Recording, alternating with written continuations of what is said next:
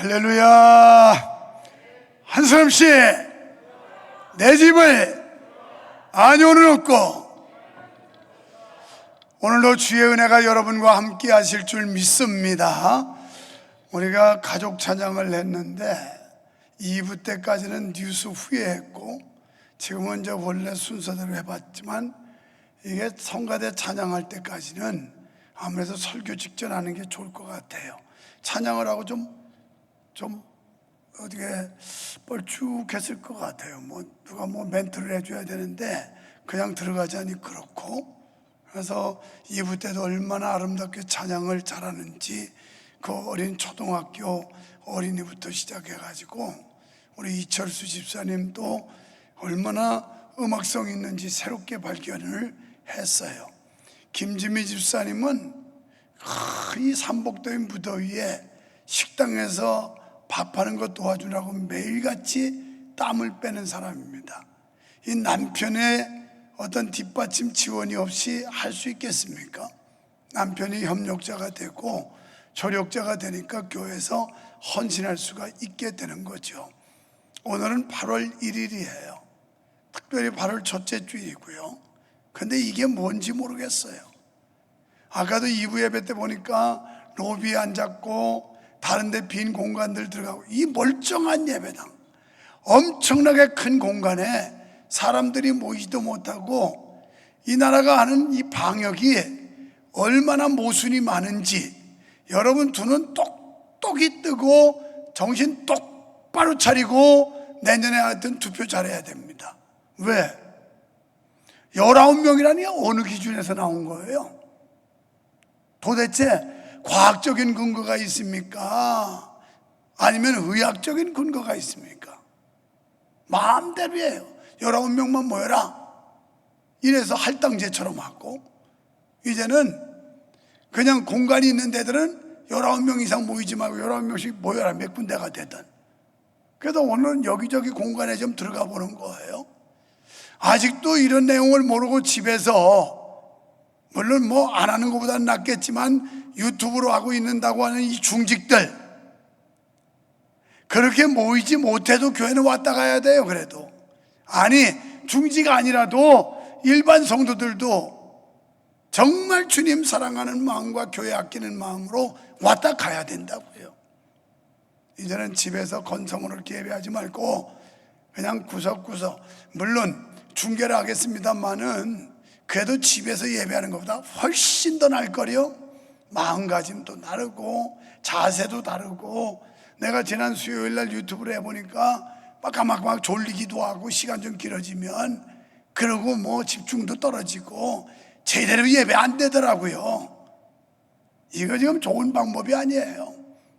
그래서 어쨌든 모든 성도들이 이제 다음 주, 다음 시간들부터는 전부 어느 구석에 빈 공간에 가더라도 전부 교회 와서 예배하는 훈련. 그래서 막 교회가 그냥 들썩들썩하고 막 법석법석하고 그래야 돼요.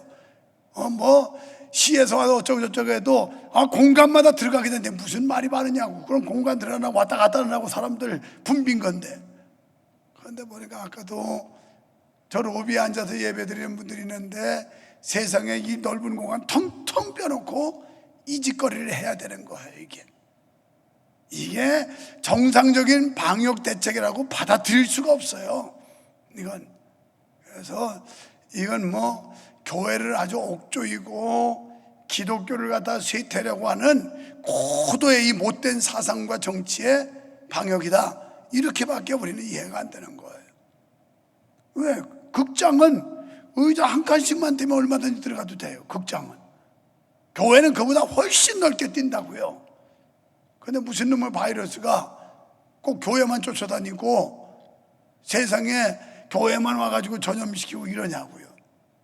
이거 앞뒤도 안 맞는 방역 대책, 이거 우리가 이제 참다 한계가 왔어요. 참지 못할 한계가. 하여튼 이 와중에 하나님의 위로하심이 있기를 바랍니다. 그래서 8월 달도 하나님의 위로가 여러분 가정과 범사에 함께 하시기를 주의 이름으로 축원합니다.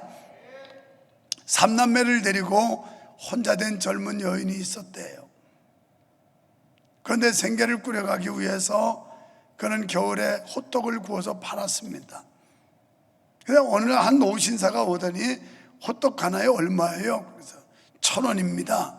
그랬더니 지갑에서 1,000원짜리 지폐 한 장을 뽑아놓고 갔어요. 아니, 호떡 가져가셔야죠. 아, 됐습니다. 빙그레 웃으면서 갔어요. 그 다음 되니까 그 노신사는 또 찾아와서 1,000원짜리 한 장을 놓고 호떡은 받지 않고 갑니다.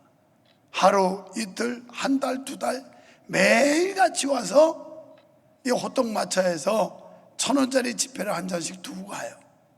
어느덧 1년의 세월이 지나고 다시 겨울이 왔습니다. 눈이 소복 쌓이는 성탄절이었어요. 이 노신사는 또 여전히 와가지고 1,000원짜리 지폐 한 장을 꺼내놓습니다. 그리고 돌아서 가는데 이날은 이 혼자 된 여인이 아주 마음 단단히 고쳐먹고 총총총총 노신사를 따라가면서 저기요, 왜 그러세요? 호떡값이 올랐거든요. 이러더래요. 이건 뭘 얘기하려고 하느냐? 여러분, 우리는 누구나 이런 식으로 살고 있지 않는지요? 당연하지 않은 것을 당연한 것처럼 살고 있지는 않습니까?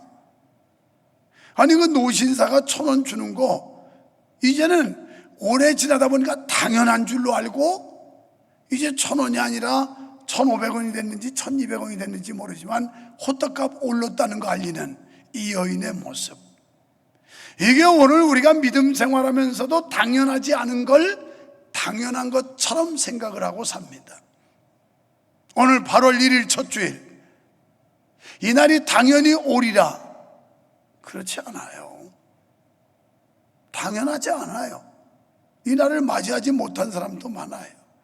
제가 2부 예배 마치고 내려갔더니 어떤 분, 이름 되면 잘할 수 있는 장로님이에요. 우리 교회도 다녀갔었고 굉장히 아주 출세했던 사람이, 신앙이 좋았던 분인데 그분이 오늘 아침에 소천했다고 하는 부고였어요. 그래서 우리 집사람은 깜짝 놀라가지고, 아니, 이분이 무슨 지병이 있었나? 요새 그 흔해 빠진 암병이었나? 궁금해했어요. 그래서 기사 내용을 읽어봤더니 국회 조찬 기도회 사무실에서 이런저런 이야기를 하다가 어저께 갑자기 복통이 와가지고 병원으로 이송을 했는데 깨어나지 못하고 회복하지 못하고 오늘 새벽에 소천에 천국 갔다는 거예요. 당연하지 않은 거예요. 그분이 무슨 암병으로 투병한 것도 아니고 멀쩡했던 분이에요. 굉장히 건강해 보였어요. 그런데 그에게는 오늘이 오지 않더라고요. 오늘 하나님께서 이 날을 주셔야 하는 거고, 하나님이 이 날을 맞이할 수 있도록 우리에게 건강을 주셔야만 우리가 이 날을 만날 수 있고 살아가는 거지, 당연한 게 아니라고요. 자, 하나님께서 비를 내리시고 햇빛을 주시고 이런 게 당연한 것처럼 생각하는데 하나님이 주셔야만 가능한 거예요. 안 주시면 가능한 게 아니잖아요. 요새 삼복도의 무더위에 곡식들이 막 타들어간다는 얘기 들었어요. 또 뉴스도 접할 수 있었고요. 하나님이 비를 안 주시니까 그래요. 어떤 때는 또 엄청나게 홍수가 터져가지고 어마어마하게 많은 사람들이 희생이 됐어요. 너무 뜨거우면 뜨겁다고 불평하고, 또 비가 많이 와서 홍수가 나면 하늘을 보고 하나님한테 원망하고. 여러분, 당연하지 않은 일에 대해서 당연한 것처럼 생각하니까 우리는 하나님께 감사할 줄도 모르고 하나님의 은혜에 고마워할 줄도 모르고 하나님께 영광을 돌릴 줄도 모르는 겁니다. 이 여인이 당연하지 않은 걸 당연한 것처럼 생각하고 있잖아요. 그 노신사가 1,000원씩 주는 거 안 줘도 되는 건데 주기 시작했더니 1년 정도 주니까 당연히 줘야 되는 줄 알고, 그것도 1,000원짜리 지폐 매일 준 것도 고마운데 호떡값 올랐으니까 이제 올려서 달라는 식으로 얘기했다는 거 아니겠어요?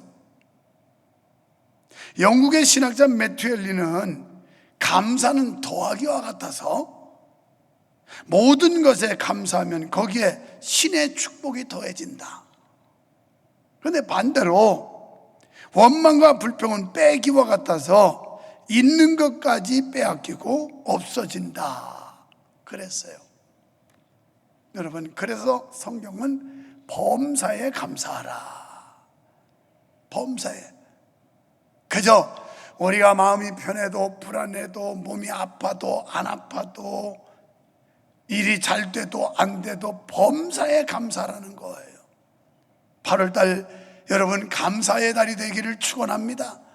우리는 무슨 7월달 맥주 감사주일, 그리고 11월달 추수 감사주일, 성탄절 무슨 이런 때나 돼야 감사하는 줄로 알아요. 그런데 당연하지 않은 것을 하나님께서 우리에게 당연한 것처럼 주셨으니 감사한 거죠. 이런 마음을 가지면 나무 한 그루 풀 한 포기만 봐도 감사할 수 있는 마음이 생기지만, 그냥 마땅히 당연한 줄로 생각하는 사람들은 아무리 소중하고 귀한 걸 하나님이 주셔도 감사할 줄을 모른다라는 거예요. 그래서 요즘 같은 세상에 특별히 하나님의 위로가 필요한 때가 아닌가. 우리가 영적으로도 그렇고 육적으로도 그럴 때라 이런 생각이 돼요. 여러분, 이사야 선지자라고 하면 이 선지자는 가장 높은 곳에서 가장 멀리 그리고 넓게 하나님의 섭리, 이 섭리라는 단어는 일하심이라는 뜻이거든요. 하나님의 일하심. 그러니까 하나님의 계획하심과 하나님의 역사하심을 가장 높은 데서 멀리 보고 넓게 봤던 선지자가 이사야 선지자입니다. 그러니까 800년 후에나 이루어질 일들을 미리 보고 있어요. 그제서나 오실 메시아를 미리 말씀하고 있어요. 그러니까 그가 미래를 보는 이런 그 하나님의 은혜, 하나님께서 그에게 영감을 주시고 눈을 띄워주셔서 볼 수 있는 눈과 생각을 주셨다는 게 이게 엄청난 일이죠. 엄청난 일. 때문에 이사야 선지자의 바벨론 포로와 회복에 관한 예언은 당시 시대 배경상 아직 도래하지 않았습니다. 지금 이스라엘 백성들이 바벨론에 포로 잡혀가기 전 일이에요. 전에 이 메시지가 지금 나오고 있는 거예요.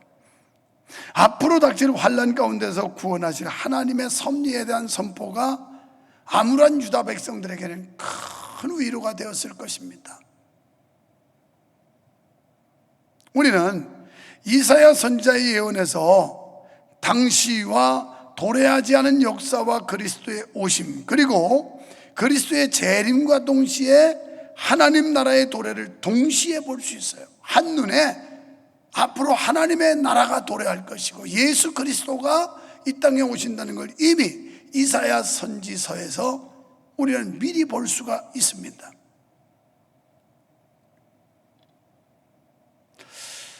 여러분, 만약에 유다 왕국이 장차 바벨론에 멸망을 당하고 포로로 잡혀간다는 이야기, 이건 유다 백성들에게 대단한 불안과 공포의 사건이었을 겁니다. 누구든지 자기 잘못으로 인하여 고난과 고통을 겪어도 또 그렇게 될 것을 예견하여 지적하는 말에 대해 기분 좋아할 사람이 아무도 없어요. 당신이 지금 하나님 앞에 올바르지 않아서 하나님께서 이런 채찍을, 이런 징계를 내릴 것 같다고 하는 얘기하면 다 기분 나빠하고 싫어할 거예요. 이스라엘 백성들도 마찬가지예요. 자기들의 과실로, 자기들의 범죄함으로 말미암아 하나님께서 그들의 나라가 망하게 하고 바벨론의 포로로 잡혀가게 한다고 하는 이 이야기가 이스라엘 백성들에게 기분 좋게 들릴 리가 없었더라는 것이죠.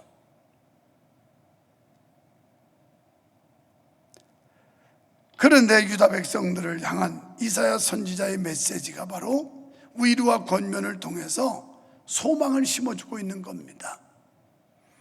여러분, 이 시간 이사야 선지자가 준 위로의 말씀에 귀 기울여 고난과 시련 가운데서 위로받는 은혜가 있으시기를 축원합니다. 그래서 우리도 위로와 권면의 사신이 될 수 있기를 바랍니다. 여기서 사신이라고 하는 건 보냄받은 자, 전달자, 대리자, 이런 자 사신이라고 그러죠.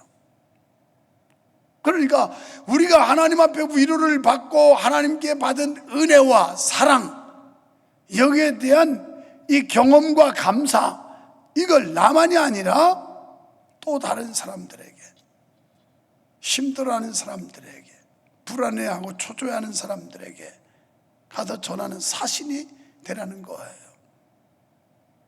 먼저 1절로 3절의 말씀대로 하나님의 은혜를 기억하고 위로를 받읍시다.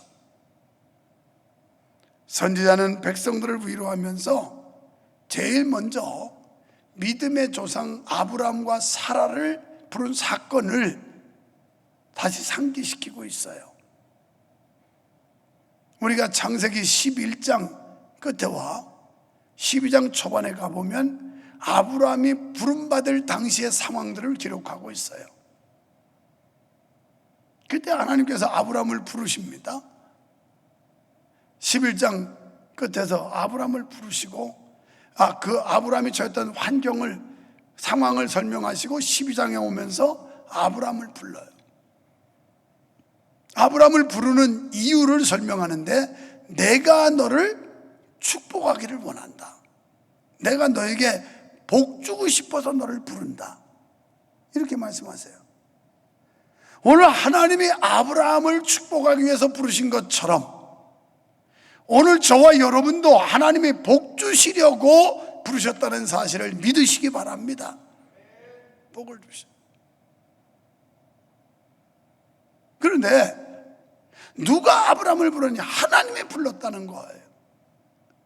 오늘 이 시대를 살아가는 우리를 누가 불렀느냐? 하나님이 불렀다는 거예요. 하나님. 할렐루야. 내가 주님을 선택하면 언제라도 놓을 수 있어요. 내가 주님을 믿기로 결심했으면 언제라도 그 결심은 번복될 수도 있어요. 그런데 내가 아닌 강력한 힘을 가진 어떤 대상, 그분이 바로 하나님이신데, 하나님이 우리를 불러주셨기 때문에 내가 뿌리칠래도 뿌리칠 수 없고 놀래도 놀 수가 없다라는 거예요. 아무리 생각을 번복해도 하나님께서 택하신 우리를 놔주지 않는다는 거예요.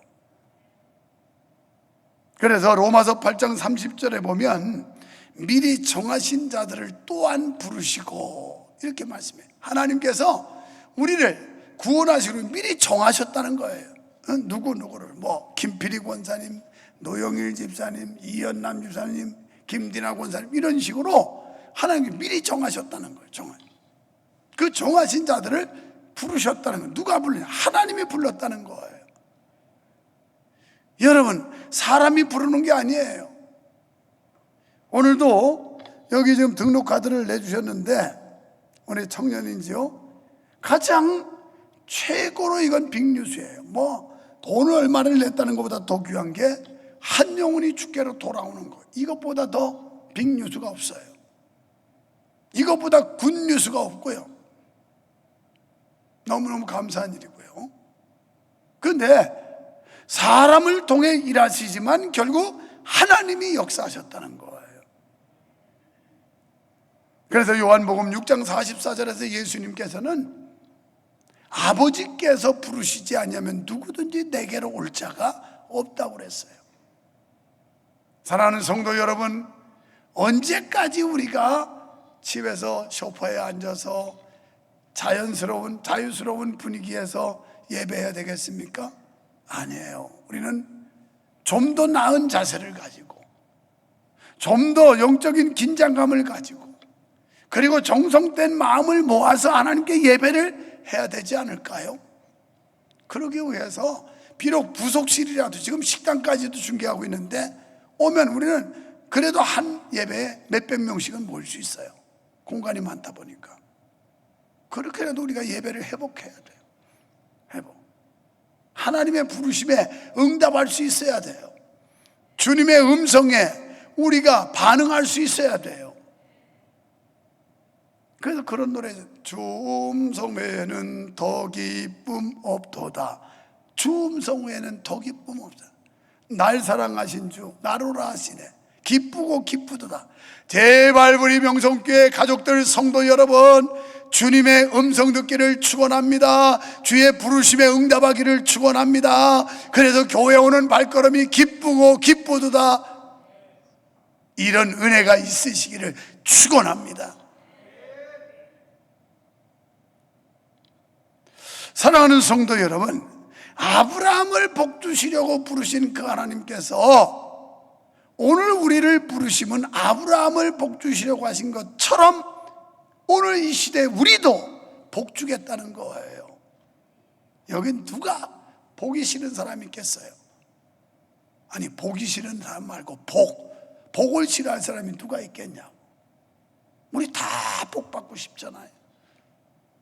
기왕이면 많이 받고 싶잖아요. 오늘 예배하는 여러분 복 받으시기 바랍니다.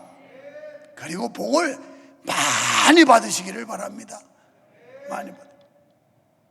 오늘 가족 특성으로 한 이철수 집사님 사업 잘 되냐고 그래도 잘하고 있다고. 그 회사가 잘 돌아간다고 그래서. 그래서 내가 그랬지. 그냥 우스갯소리로 열심히 사업에 돈 많이 좀 벌으라고. 그래 나도 좀 조금 주라고. 그랬더니 우리 집사람한테도 한 코 먹었어요. 2부 예배 설교 마치고 가서 그건 괜히 오해받기 쉽다고 돈 달라고 하는 것처럼. 그래가지고 그럼 내가 3부 예배 가서 또 얘기해야 되겠다. 우리 집사람이 그런 소리 하지 말랬다고 그래야 돼. 당신은 그러기 때문에 내가 말하고 지구멍이라도 들어가고 싶다고 그래. 여보, 지구멍 안 들어가도 괜찮아요. 성도들 그래서 나보고 그래. 아니 내가 우스갯소리 좀 했더니 또 좀 나한테 좀 용돈 좀 주면 또 어떻고. 회사 잘해서 사업 잘해가지고 목사님 도서비도 좀 쓰시고 뭐 좀 주세요.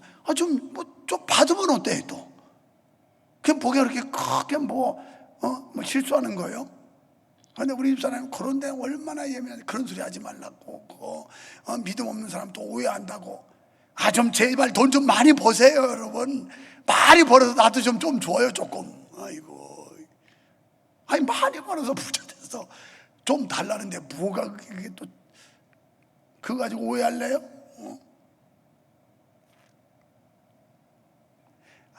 우리는 우리 집사람이 저 입 저 아주 그냥 그 앞에 1절만 하면 되는데 또 2절까지 또 하고 있다고 또 그럴 거예요. 지금 어디서 보고 있어요. 지금 내 방에서 홈페이지 인터넷 보고 있던지. 여보 안심해. 그런 거 가지고 오해하는 그 사람이 문제지. 내가 돈을 뺏기를 해서 사업 잘해가지고 돈 수지 맞아서 많이 벌어가지고 나도 조금 용돈 좀 달라고 그랬는데 그게 뭐 이렇게 험이야. 그게 책받을게. 그런 거 오해하는 사람은 그 사람이 문제인 거예요. 문제예요. 그럼 복도 못 받아. 왜? 주님께서 뭐냐면 선지자의 이름으로 선지자를 대접한 선지자의 상급을 준다고 그랬어요. 그리고 소자 하나한테 냉수 한 그릇 대접해도 상을 잃지 않는다는 거예요.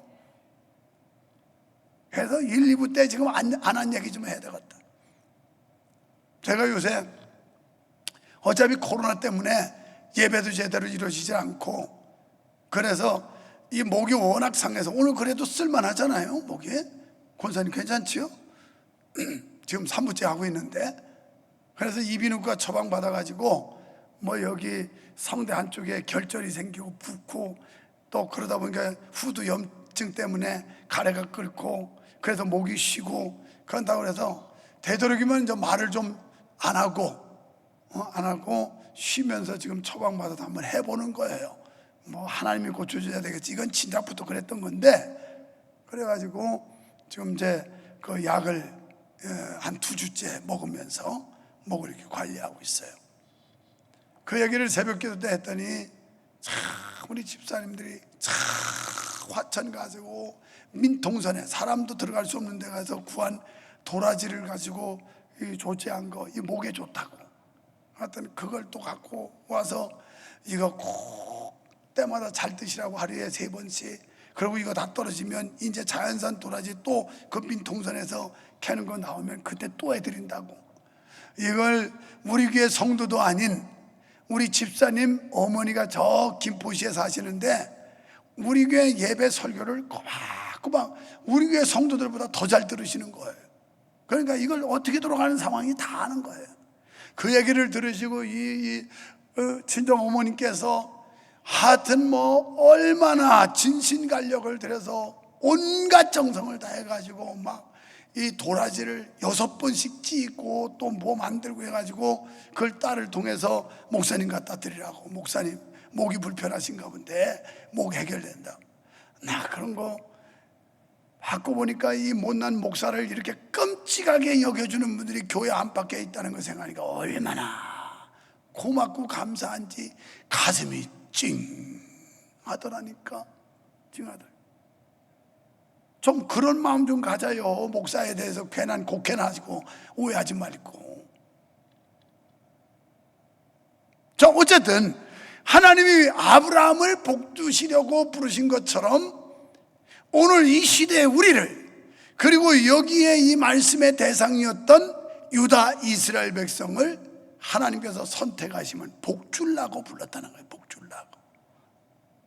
우리 복 받아야 돼요. 많이 받아야 돼요. 물질의 복도 많이 받아서 선교하는 일에 하나님 영광 위에서 막 하나님 앞에 멋지게 쓰임 받도록. 오늘도 일부 예배 전에 어느 집사님이 비전 헌금을 갖고 와서 기도해 달라고. 그분들 요즘같이 가게가 힘들고 얼마나 어렵겠어요. 그래서 집사님, 안 그래도 자영업자들이 힘들고 가게도 어려운데 어떻게 이걸 했냐고 그랬더니 아니에요, 기쁨으로 했어요. 그래도 비전센터 세우는 일에 참여하려고. 눈물겨운 분들 많아요.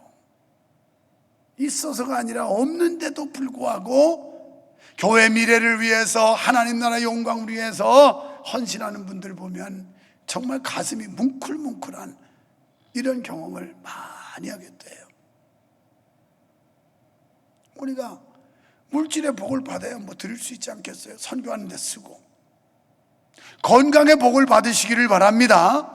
건강의 복을 받아야 몸으로 헌신할 수 있는 거 아니겠어요? 건강의 복. 아무리 하고 싶어도 몸이 약하면 하고 싶어도 못하고요. 아무리 하고 싶어도 돈이 없으면 마음뿐이지 못하고요. 하고 싶어도 못하잖아요. 그래서 하나님께서 복을 약속했는데 우리는 영적인 믿음의 부자, 믿음의 복도 받아야 되고 육신의 생활의 복도 받아야 될 줄로 믿습니다. 이 8월 달에 하나님께서 여러분 삶의 현장에 하늘문을 여시고 하늘의 복을 내리시기를 주의 이름으로 축원합니다. 감사해요. 그래도 유관욱 집사님이 저 위에서 그냥 사람이 많은 것처럼 아멘을 세게 하고 있잖아요. 아멘 소리 들어가면 와, 사람들이 많이 와서 그러나 지금 다 뿔뿔이 흩어져서 다 들어가 있어요. 어디. 그런데 워낙 세게 해주셔서 참 감사해. 여러분도 가정에서 건성건성 예배하지 말고 아멘이라도 세게 해보라고. 아멘이라도. 아멘 했지요. 잘 들리고 있어요 지금.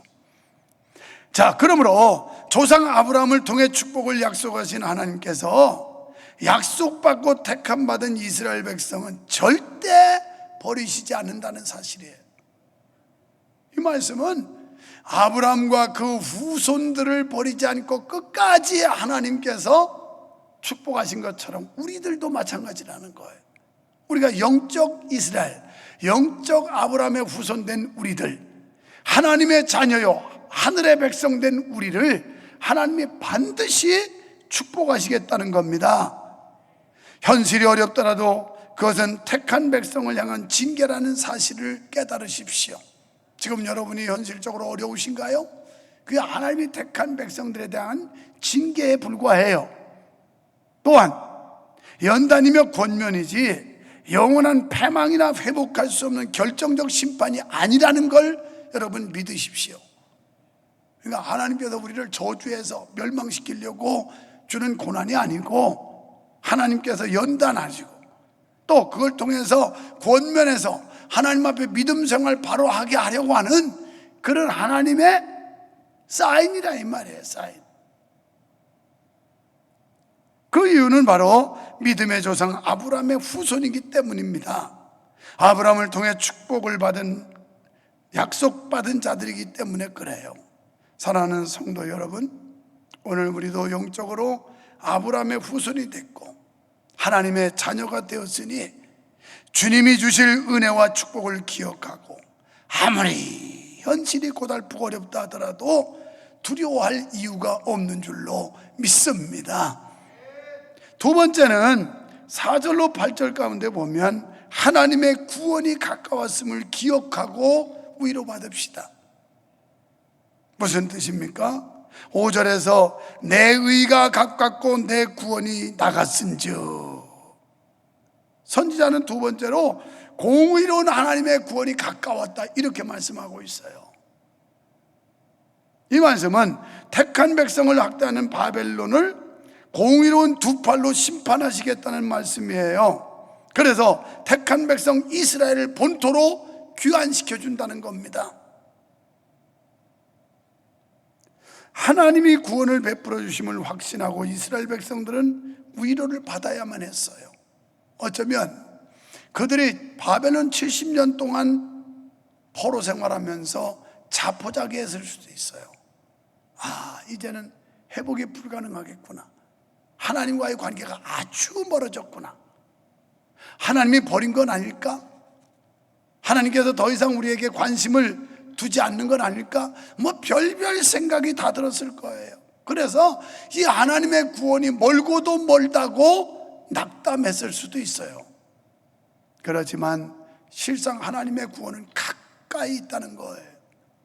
여러분도 세상 살면서 원치 않는 고난, 시련, 난관, 이런 것 때문에 하나님에 대해서 하나님이 나를 버린 건 아닐까?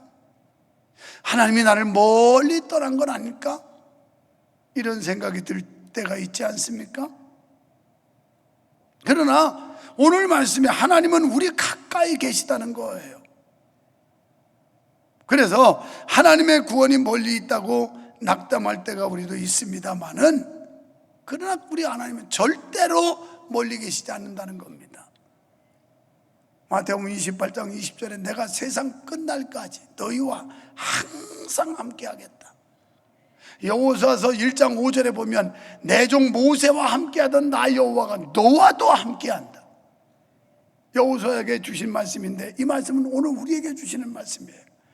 아브라함의 하나님이 우리의 하나님이고, 아브라함을 축복하는 자를 축복하고 아브라함을 저주하는 자를 저주하며 내가 너와 함께해서 너가 어디로 가든지 형통하게 하고 너를 보장해 주겠다고 하는 이 약속은 오늘날 유효한 겁니다. 오늘 그리스도 안에 있는 그리스도인들에게도 똑같은 조건으로 하나님이 약속으로 주어지신 줄을 믿으시기 바랍니다. 때문에 우리는 시련 가운데서 좌절과 절망과 낙담에 떨어지는 게 아니라 오히려 용기 백배해야 될 이유가 여기 있는 거예요. 그래서 잠언 기자는 의인은 7번 넘어져도 8번 일어난다, 7전8개 할 수 있다는 거예요. 비록 지금 현실이 녹록지 않고 내가 완전히 망한 것 같고 주저앉은 것 같지만, 그러나 다시 일어날 수 있는 용기 백배한 힘을 누가 주시냐? 하나님이 함께 하심을 믿을 때, 하나님이 나와 늘 함께 하시고 내 곁에 계시다는 사실을 믿어질 때 우리는 다시 용기를 얻을 수가 있게 되는 것입니다. 여러분, 지금 겪는 어려움이 마치 하루가 천년처럼 길게 여겨질 수도 있습니다. 그러나 우리가 생각할 때 길고 지루하고 힘듭니다마는, 그러나 하나님은 언제라도 우리를 떠나지 않고 내가 보지 못하고 느끼지 못하는 거지 늘 내 곁에서 나를 함께 하시고 인도해 주신다는 사실, 이걸 우리가 믿을 때 위로받을 수가 있다는 거예요. 세 번째는 12절로 16절에서 하나님의 능력을 믿고 위로받으시기를 바랍니다. 10절에서 이사야 선지자는 과거 출애굽의 역사를 상기시키고 있어요. 그런데 출애굽 14장에 이 홍해 도화 사건을 말하는 거죠. 그래서 오늘 말씀에도 보면 10절에 바다를 넓고 깊은 물을 말리시고 바다 깊은 곳에 길을 내어 구속 얻은 자들로 건너게 하신 이가 어찌 주가 아니시니까, 이렇게 말씀해요. 이게 출애굽의 도화 사건이에요. 이거는요 전무후무한 전대미문의 사건입니다. 어마어마한 사건이죠. 어떻게 홍해 바닷물을 갈라서 깊은 길을 내가지고 그 믿음의 조상들, 이스라엘 조상들이 출애굽해서 광야로 옮겨가는데 안전하게 건너게 하신 그 하나님의 능력, 누가 감히 이런 능력을 행사할 수 있느냐? 내가 했는데 그 하나님의 능력이 지금 너희들과도 함께한다, 이 말씀이에요. 전지전능하신, 천지를 다스리고 우주를 주관하시는 그 하나님이 출애굽할 때 이스라엘 백성들과 역사했던 그 능력의 하나님이 너희들이 바벨론 포로로 잡혀가도 70년 종살이 하지만 그때도 함께 하셔서 결국은 70년이 지나면 너희가 본토로 돌아오게 될 것이다. 그러니까 낙담하지 말라는 거죠. 포기하지 말라는 거죠. 우리 이제 끝났어? 이런 소리 하지 말라는 거죠. 여러분, 믿는 자의 입에서는 이제 끝났어가 아닙니다. 이제 시작이에요. 이제 시작. 여러분이 어떤 지경에 있든지, 어떤 형편에 있든지, 지금 여러분이 어떤 어려움과 고난 속에 있든지 끝난 게 아니라 이제 시작이라 이 말이에요. 이제 하나님이 역사하실 때예요. 내 힘으로 할 수 있을 때 같으면 하나님이 필요 없어요. 내 능력으로 감당할 수 있는 상황이라면 하나님이 더 이상 필요 없죠. 그러나 내가 더 이상 할 수 있는 도리가 없다고 생각될 때가, 그때가 바로 하나님이 역사할 때예요. 하나님을 의지할 때예요. 이 하나님의 능력을 의지하고 위로받으세요. 하나님이 도우시고 함께 하심을 믿으세요. 이런 하나님이 바벨론을 멸망시키시고 이스라엘을 구원치 못하실 리가 있겠습니까? 문제는 하나님이 하실 능력이 있느냐가 아니고 하나님이 하시기를 원하시느냐 안 하시느냐가 중요한 거예요. 하나님이 뜻을 정하고 하시기로 결정하시면 천하의 그 누구도 하나님의 하시는 일을 방해하거나 막을 자가 없다라는 사실이에요. 그래서 하나님은 12절에서 이렇게 말씀합니다. 가라사대 너희를 위로하는 자는 나연을 너는 어떠한 자에게 죽을 사람을 두려워하느냐? 풀같이 될 인자를 어떤 환경을 두려워하느냐? 어떤 사람을 두려워하느냐? 너희를 위로할 자는 나다. 하나님이 이렇게 말씀해요. 너희가 위로받을 자는 나다. 너희를 그 좌절과 절망과의 수렁 속에서 끌어내줄 사람은 나밖에 없다, 이거예요. 요즘 같은 세상에서 우리가 위로와 소망과 용기를 줄 수 있는 분은 하나님밖에 없다라는 거예요. 이 하나님이 우리와 함께 하심을 믿을 때 어떤 역사가 일어날까요? 11절에 보니까 여호와께 구속된 자들아 돌아와서 노래하며 시온으로 들어와서, 시온은 하나님의 영역, 하나님의 품을 말하겠지만 더 가까이는 교회로 돌아오라는 거예요. 우리는 너무 오랜 세월 흩어져 있어요. 이제 교회로 돌아오라는 거예요. 돌아와. 예배 때마다 돌아오는 역사가 일어나기를 축원합니다. 성도 여러분, 이제 돌아와야 돼. 시온으로 돌아와라. 그러면서 노래하며 그 머리에 영영한 기쁨을 쓰고, 하나님의 품으로 돌아오면 기쁨을 회복하게 되는데, 즐거움과 기쁨을 얻게 되는데, 슬픔과 탄식은 달아난대요. 8월을 맞이하는 성도 여러분, 기쁨의 노래를 부를 수 있기를 바랍니다. 그리고 슬픔과 탄식은 예수 이름으로 깨끗이 사라지고 도망가는 역사, 달아나리라 했으니까 싹 없어지기를 주님의 이름으로 축원합니다. 그래서 이 8월달 우리 모두가 슬픔과 탄식은 없고 이 기쁨과 감사, 즐거움, 이런 달, 이런 우리의 인생, 이걸 하나님이 지금 약속하고 있는 거 아니에요? 사랑하는 성도 여러분, 이런 하나님을 믿으시기를 축원합니다.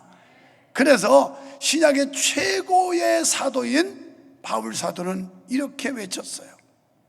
우리 안에 있는 하나님의 사랑을 그 어떤 것들도 끊을 자가 없다. 로마서 8장 38절 39절에서 내가 확신하노니 사망이나 생명이나 천사들이나 권세자들이나 현재일이나 장래일이나 능력이나 높음이나 기쁨이나 다른 아무 피조물이라도 우리를 우리 주 그리스도 예수 안에 있는 사랑에서 끊을 수 없다. 하나님이 우리를 붙잡고 있는데, 사랑의 끈으로 딱 묶어놨는데 이걸 마귀도 못 끊습니다. 환경도 못 끊습니다. 정치도 못 끊습니다. 사상도 못 끊습니다. 끊을 자가 없다는 거예요. 하나님이 우리를 사랑으로 묶고 있기 때문에, 사랑의 손으로 붙잡고 있기 때문에 이걸 끊을 자가 없다, 이렇게 당돌하게 외쳤어요, 사도 바울은. 우리도 이런 외침이 나올 수 있어야 됩니다. 하나님이 우리 편인데, 하나님이 내 편인데, 하나님이 우리를 위하시면, 하나님이 내 가정을 위하시면, 하나님이 내 사업을 위하시면, 하나님이 내 직장을 위하시면, 하나님이 우리 교회를 위하시면 누가 우리를 대적하겠느냐. 할렐루야. 이런 하나님의 능력을 믿을 때 우리는 위로받게 되고 소망을 갖게 되는 줄로 믿습니다. 여러분, 본문에서 우리는 신앙의 시련과 고난 가운데서 위로받고 위기를 헤쳐나갈 수 있는 비결 3가지를 생각해 보았습니다. 첫째는 하나님의 은혜 베푸시기를 원하시는 분이심을 기억해야 되고, 두 번째는 하나님의 구원과 도움은 항상 멀리 있는 게 아니라 내 가까이에 있다는 사실을 믿어야 하며, 셋째는 하나님은 전지전능하신 분이라는 사실을 확신할 때 우리는 큰 위로를 받게 된다는 것입니다. 이런 믿음과 신앙을 가질 때 우리는 신앙의 위기 가운데서 위로와 소망을 가질 수 있음을 믿으시기를 축원합니다. 그리고 나아가 이런 위로와 평화를 선포하는 평화의 사신들이 됩시다. 나만이 아니라 이 은혜를 우리가 먼저 누리고, 그리고 이 하나님의 엄청난 축복을 만끽하며 교회 밖에 지금 불안과 조조와 공포와 두려움 속에 있는 사람들에게 우리가 평화의 사신이 되어 평화의 메시지를 전달하는 이런 하나님의 특사가 되자는 겁니다. 우리를 위해 십자가를 지시고 사랑으로 권면하고 위로하시는 주님의 은혜를 입은 자답게 말입니다. 그러니까 하나님의 사랑받고 하나님의 은혜 입고 하나님의 축복을 받은 자답게 전하자라는 겁니다. 데살로니가전서 5장 11절에 그러므로 피차 권면하고 피차 덕을 세우기를 너희가 아는 것 같이 하라. 14절에 규모 없는 자를 권계하며, 여기 규모 없는 자는 군대의 대세를 이탈하여 일어나지 않고 문제만 일으키는 자, 이런 뜻이에요. 규모 없는 자가. 지금 코로나 오랜 시간 속에서 이미 교회를 이탈해 있는 사람들, 문제를 일으키는 사람들, 이런 사람들을 권계하여 권면하고 또 그들을 깨우치고 경계하라, 이런 뜻이에요. 이래서 마음이 약한 자들을 안위하고, 지금 얼마나 마음들이 약해져 있습니까? 믿음은 온데간데 없어지고 마음이 살랑살랑한데 이런 사람들을 위로하라는 거예요. 힘이 없는 자 붙들어 주라는 겁니다. 힘이 없어 믿음이 약해서 흔들흔들해 나무를 심어놓고 뿌리 내리도록 삼각대 받침대 해가지고 딱 받쳐주듯이 우리 믿음 있는 사람들이, 먼저 믿는 사람들이, 신앙의 앞선 자들이 그들을 받쳐주는 일을 하라는 거예요. 그리고 모든 사람을 대하여 오래 참으라. 요새야말로 인내가 필요한 때입니다. 오래 참아야 됩니다. 끝까지 견디는 자가 구원을 얻으리라고 예수님 말씀하셨는데, 우리는 오래 참는 훈련, 인내하는 훈련도 배워야 될 것입니다. 사랑하는 성도 여러분, 8월달 시작하는 이 시점에 하나님의 놀라우신 위로가 여러분 범사에, 여러분 심령과 가정에 함께하기를 주님의 이름으로 축원합니다. 하나님 아버지 감사합니다. 위로 주시니 감사합니다. 소망 주시니 감사합니다. 기쁨 주시니 감사합니다. 은혜 주시니 감사합니다. 8월달도 한량없는 하나님의 위로와 평강이 우리 성도들의 가정과 범사에 임하여 주시옵소서. 복을 주시옵소서. 건강의 복도 주시고, 재물의 복도 주시고, 사업의 복도 주시고, 장사의 복도 주시고, 공부하는 복도 주시고, 이런 복 저런 복, 하나님 많은 복을 주셔서 하나님 영광 위에 멋지게 쓰임받게 해 주시옵소서. 예수님 이름으로 기도하옵나이다. 아멘.